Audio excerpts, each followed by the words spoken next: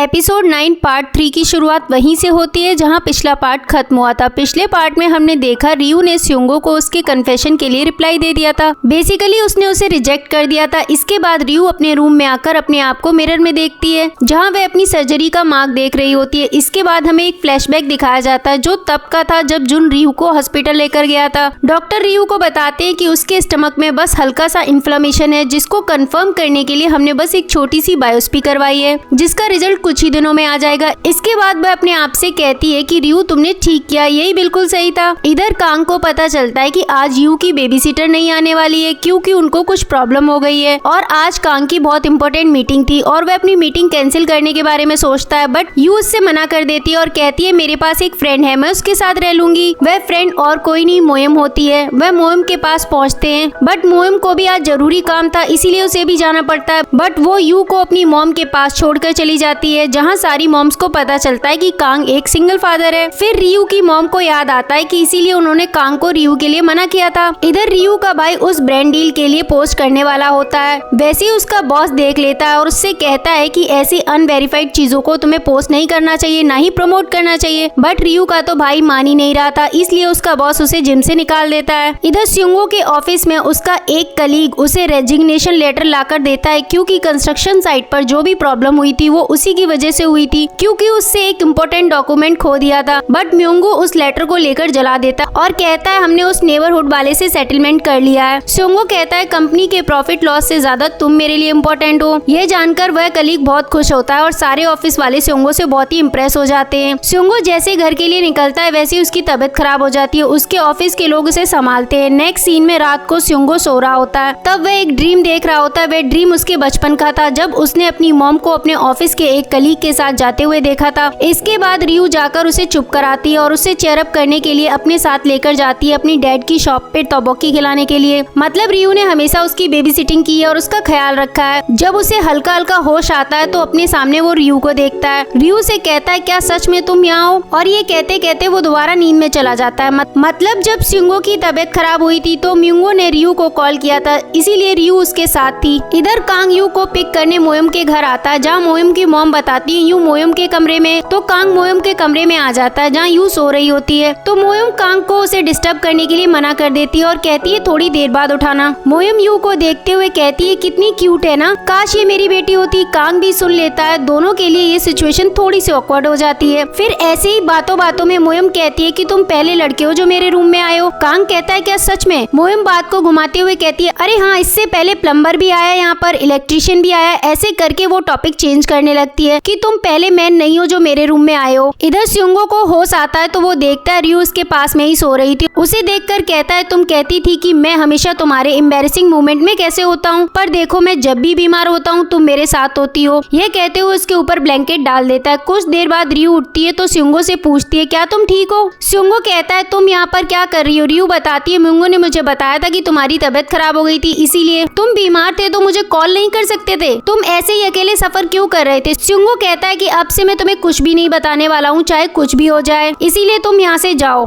रियू कहती है जो करना है करो, भले तुम मुझसे बात करो या ना करो, पर उससे पहले तुम कुछ खा लो। ये कहकर उसके लिए खाने के लिए कुछ लेने चली जाती है। स्योंगो उठकर अपने रूम की लाइट जलाता है, वैसे ही उसके पैरों से कोई चीज टकराती है जो कि रियू का बैग था। उसमें उसे एक एनवलप मिलता है जिसे वह खोलकर देखता है तो वह शॉक्ड हो जाता है क्योंकि उसमें रियू की कैंसर सर्जरी रिपोर्ट होती है। जैसे ही रियू रूम में आती है स्योंगो पूछता है ये सब क्या है, इस पर तुम्हारा नाम क्यों है? रियू कहती है मुझे घर जाना चाहिए और ये कहकर वह जाने लगती है। स्योंगो चिल्लाकर कहता है ये सब चल क्या रहा है, पहले बताओ ये क्या है? तो रियू कहती है मेरी डायग्नोसिस रिपोर्ट है बस, और कुछ नहीं। कहकर वो उसके रूम से निकल आती है। स्योंगो उसके पीछे पीछे आता है और उसे रोकता है और कहता है हमें बात करनी चाहिए, और कहता है तुम मेरे साथ ऐसा कैसे कर सकती हो, तुम मुझसे ये कब तक छुपाने वाली थी? तुम इतना कुछ सफर कर रही थी और तुमने इसके बारे में किसी को कुछ क्यों नहीं बताया? स्टमक कैंसर एक बहुत ही सीरियस चीज है, तुम ऐसे कैसे कर सकती हो? स्योंगो ये सब बोल ही रहा होता है तभी रियू और स्योंगो की मॉम भी आ जाती हैं। रियू की मॉम उनकी बातें सुन लेती है और वह चिल्लाकर पूछती है कि किसको कैंसर है, जवाब दो, मुझे बताओ। और रियू से पूछती है क्या वो तुम हो? इस पर रियू रोने लगती है। रियू की मॉम उसे हक कर लेती है। इस सीन के साथ एपिसोड 9 पार्ट 3 यहीं पर एंड होता है। मिलती हूँ मैं आपसे नेक्स्ट वीडियो में, इसीलिए वीडियो पसंद आया तो वीडियो को लाइक करें, चैनल को सब्सक्राइब करें and hit the bell icon. Thank you for listening and watching.